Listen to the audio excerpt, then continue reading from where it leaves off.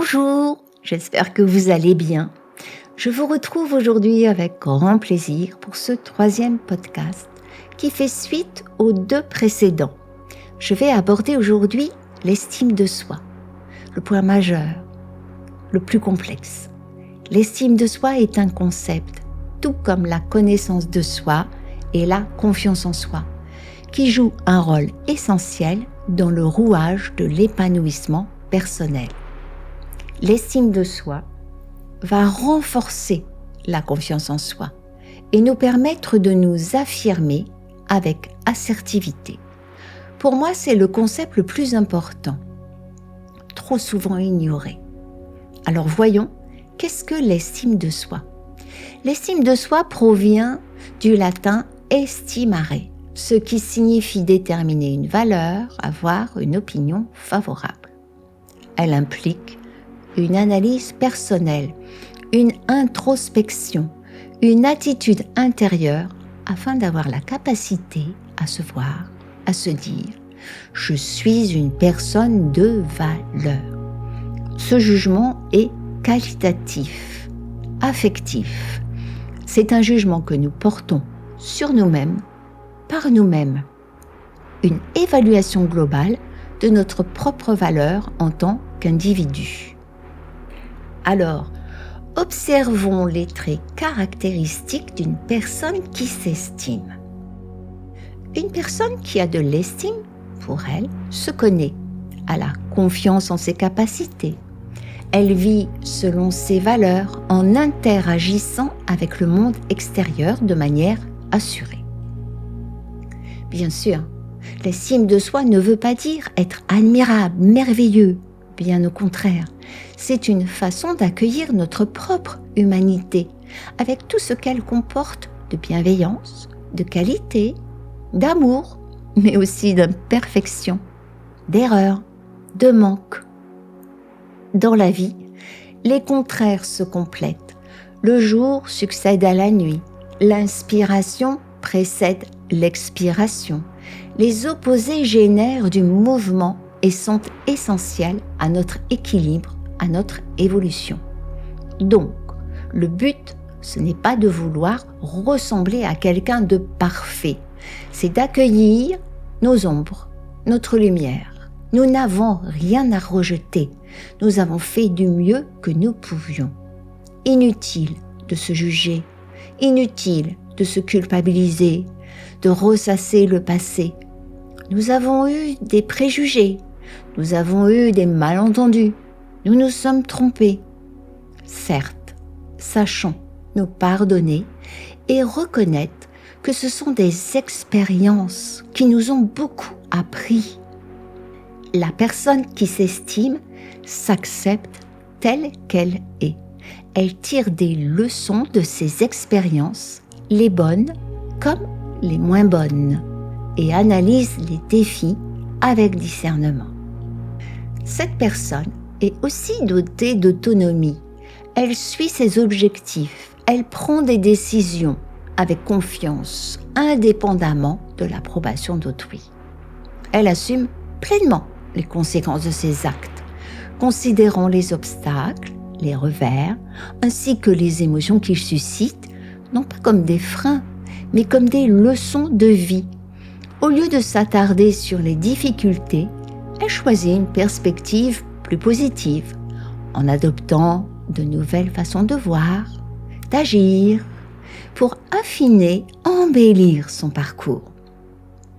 Cette personne a souvent une attitude d'ouverture. Elle est plutôt sociale, à l'écoute des autres, des points de vue divergents.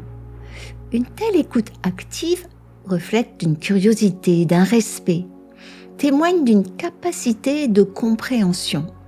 Cela n'implique pas une acceptation passive, mais plutôt une volonté de s'engager dans un dialogue constructif qui enrichira sa vision du monde. Cette approche nous permet de bâtir des ponts plutôt que des murs entre nous et les autres. Une personne qui a de l'estime pour elle va prendre soin d'elle, de son bien-être physique et mental.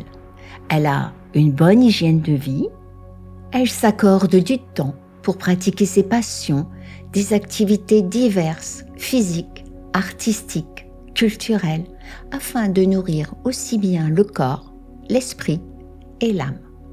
Elle est consciente de sa valeur et elle saisit toutes les opportunités qui vont contribuer à son épanouissement personnel, professionnel. Voilà pour la personne qui s'estime. Et maintenant, voyons la faible estime de soi.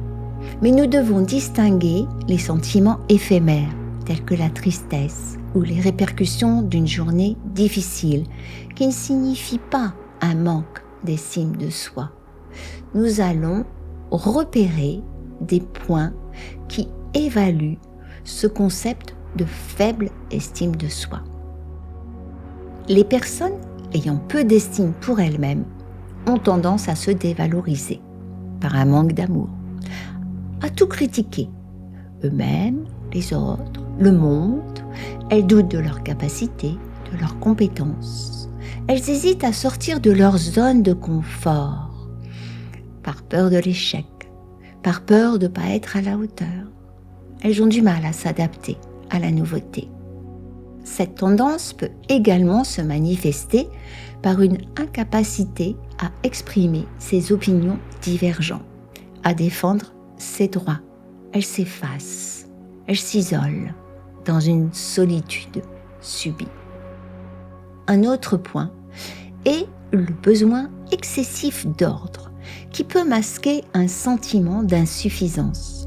Ce perfectionnisme ralentit le travail, l'accomplissement des tâches, parce qu'elle évalue constamment, elle vérifie, ce qui devient très difficile et développe une image négative d'elle-même qui affecte son bien-être. Les personnes qui manquent d'estime d'elles-mêmes ont tendance à donner trop d'importance au regard des autres. Elles ont besoin d'être aimées, reconnues. Cette quête de validation extérieure, cette recherche pour confirmer son image, sa valeur, c'est croire que les autres nous connaissent mieux que nous-mêmes. Dépendre de l'approbation des autres mène à une préoccupation excessive de l'apparence, avec toujours cette tendance à se dévaloriser. Les personnes qui ont un manque de considération pour elles-mêmes manifestent aussi un besoin de tout contrôler, de tout maîtriser, chaque aspect de leur environnement. Cette attitude rigide, loin d'être une marque de puissance, représente plutôt une charge mentale considérable, une source de pression constante. Cette quête de self-control, bien qu'apparente, masque en réalité une stratégie de défense due à un manque d'estime d'eux-mêmes.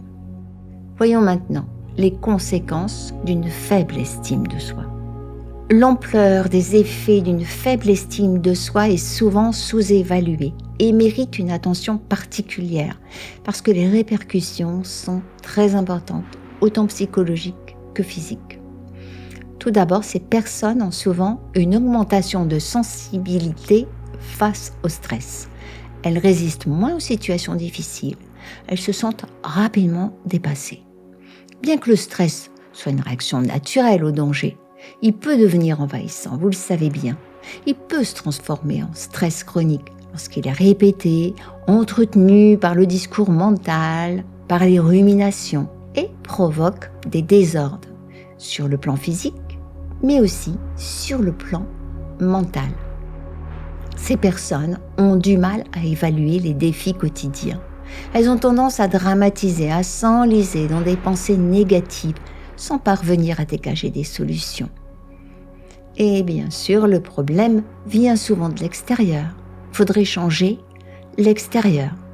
Cette incapacité à relativiser, à prendre du recul, à reconsidérer les choses peut mener à des crises d'angoisse, de panique, renforce les symptômes du stress chronique et peut évoluer vers un stress d'épuisement avec un état dépressif qui peut aller jusqu'au burn-out ou autre chose. Apparaissent aussi des difficultés relationnelles. Il y a souvent des problèmes dans les interactions dues à la peur d'être jugé, à la peur de l'abandon, à la peur de ne pas être à la hauteur. Ce retrait relationnel aboutit souvent à l'impossibilité d'établir des liens normaux avec les autres et renforce cet isolement et la souffrance intérieure. Voyons maintenant quelques conséquences physiques. L'absence d'estime de soi représente une porte ouverte aux réactions de stress, comme nous l'avons vu, soit à 90% de l'origine des maladies. Les préoccupations constantes, les pensées parasites, l'autocritique perturbent le sommeil, conduisent à l'insomnie ou un sommeil excessif, sans réelle récupération. Et progressivement, apparition d'une fatigue chronique, de symptômes somatiques, de maux de tête, de douleurs musculaires ou autres, et affaiblit le système immunitaire qui rend l'organisme, bien sûr, plus vulnérable aux infections ou maladies. Parfois, accompagné d'une consommation excessive d'attitudes de compensation, trop manger, trop boire, trop d'agitation dans des activités qui n'apportent plus de plaisir, sont des moyens d'échapper de façon illusoire à cette souffrance intérieure et de ne pas la reconnaître. Vous pouvez constater que ce manque d'estime de soi a des implications vraiment profondes et encore, on a abordé les plus importantes. C'est très important de le comprendre. Elle touche multiples aspects de l'existence. Connaître ses conséquences est déjà une étape vers la recherche d'aide et la mise en œuvre de stratégies pour améliorer cette image de nous-mêmes. Alors, comment améliorer l'estime de soi ? C'est un développement continu, essentiel. Ce concept prend racine dans l'enfance. Le soutien, l'encouragement des parents joue une fonction positive dans le développement de l'enfant. Au niveau de l'adolescence, l'appartenance à un groupe prend une place prépondérante. Les autres influences, l'habillement, le langage, les lieux fréquentés, les comportements et cette période d'identification construit cette estime de soi. Nous avons besoin de définir notre identité, de nous connaître pour avoir une perception positive de nous-mêmes. Et le seul moyen est l'introspection, l'intériorisation. Peu importe la méthode, j'ai suivi plusieurs enseignants et je peux vous affirmer que l'objectif est toujours le même, par des chemins différents. Dans cette société en perpétuel mouvement, s'accorder des moments de silence, d'introspection, sont difficiles, je le sais, mais ils restent nécessaires et essentiels pour ce retour vers soi. Comme je vous l'ai déjà dit, écoutez votre voix intérieure, distincte de notre critique mentale des pensées extérieures est essentielle. La sophrologie, que je connais bien, est une méthode précieuse, facile, adaptée à notre quotidien pour renforcer cette connexion intime avec soi. Nous rencontrons les aspects cachés de notre personnalité, nous les accueillons, nous les acceptons sans jugement. Elle nous permet de nous percevoir comme des êtres capables, dignes et méritants, tout en ouvrant avec succès à une vie plus riche, plus facile, plus légère. Savoir reconnaître, réceptionner nos émotions, qui sont de précieux indicateurs, nous guide vers une meilleure compréhension de nous-mêmes. Elles ne sont pas des signes de faiblesse, mais des messages du corps qui nous renseignent sur notre état intérieur. Ces ressentis nous offrent une boussole, orientant nos actions, nos décisions vers ce qui est véritablement juste, bénéfique pour nous-mêmes. La sophrologie cultive cette relation attentive. Le respect de nos émotions nous donne la possibilité d'être en harmonie avec nous-mêmes et avec notre environnement. Cet accueil est fondamental pour construire, maintenir, entretenir une estime de soi forte, car il nous apprend à valoriser nos besoins, à nous écouter, à prendre soin de notre intégralité, nous-mêmes. Cultiver l'estime de soi, c'est aussi cette attitude de bienveillance envers soi-même. Apprendre à s'aimer, apprendre à se pardonner, en réévaluant les actes, les pensées négatives, en les remplaçant par des perspectives plus objectives, plus constructives. Ça constitue vraiment un pilier dans l'estime de soi. Un autre point important pour améliorer l'estime de soi, c'est de vivre en accord avec nos valeurs. Pas des valeurs inculquées par la société, l'éducation, mais nos propres valeurs personnelles qui renforcent notre sentiment d'authenticité, de cohérence interne et tissent l'étoffe riche et nuancée de notre existence. La sophrologie nous guide vers cette écoute intérieure, crée ce cercle vertueux. Notre vie extérieure reflète alors notre monde intérieur. L'écho entre nos valeurs, entre nos actes, nous donne la clé d'une destinée épanouie. L'estime de soi, c'est s'engager dans ce processus d'introspection et d'amour-propre qui nourrit notre être tout entier. Un dernier point important que je voudrais aborder, c'est la différence entre confiance en soi et estime de soi. Nous l'avons déjà vu, mais nous allons l'approfondir. Cette distinction est vraiment importante pour comprendre les nuances de notre évolution personnelle. Et beaucoup trop de personnes confondent ces deux notions. La confiance en soi se rapporte à notre capacité d'évaluer de manière réaliste nos compétences, nos aptitudes pour réussir une tâche donnée pour faire face à une situation spécifique. Elle s'accompagne d'un sentiment de sécurité intérieure. Elle reflète dans quelle mesure nous nous percevons comme étant capables d'agir efficacement dans divers contextes. En revanche, l'estime de soi englobe une évaluation plus générale. Elle analyse plutôt la valeur intrinsèque que nous nous attribuons, au-delà des compétences, au-delà des réalisations. Elle traduit la profondeur de notre appropriation de qui nous sommes vraiment, incluant ainsi la reconnaissance de notre mérite personnel.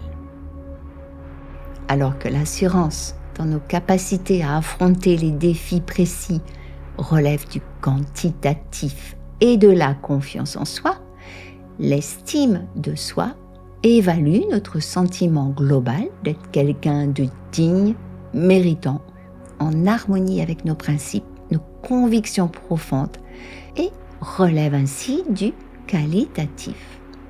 Donc, ce sentiment d'avoir de l'estime de soi est assez simple à comprendre. Mettons de la qualité dans notre vie, respectons nos valeurs dans nos choix et nous pouvons toujours l'améliorer. Elle ne dépend que de nous. Cultiver l'estime de soi n'est pas qu'un concept, ça demande un engagement envers soi-même, une exploration de vivre en accord avec nos valeurs. C'est un voyage d'amour intime, d'accueil, d'acceptation, d'appréciation de soi, qui a besoin de temps, qui a besoin de patience pour modifier progressivement nos habitudes, pour exprimer chaque aspect de notre être. Nous avons tout en nous, ne l'oubliez pas. Nous avons abordé maintenant les 3 notions déjà très importantes, connaissance de soi, confiance en soi, estime de soi. Et dans le prochain podcast, nous terminerons avec l'affirmation de soi. Je vous remercie de m'avoir écouté. Je vous précise que vous avez des exercices dans le lien sous l'enregistrement, que vous pouvez accéder aux articles et à d'autres exercices sur l'espace Zen d'Enada. Le lien est aussi sous l'enregistrement. Merci de m'encourager avec un pouce et n'oubliez pas de vous abonner pour être averti du prochain podcast sur l'affirmation de soi. À bientôt. Au revoir.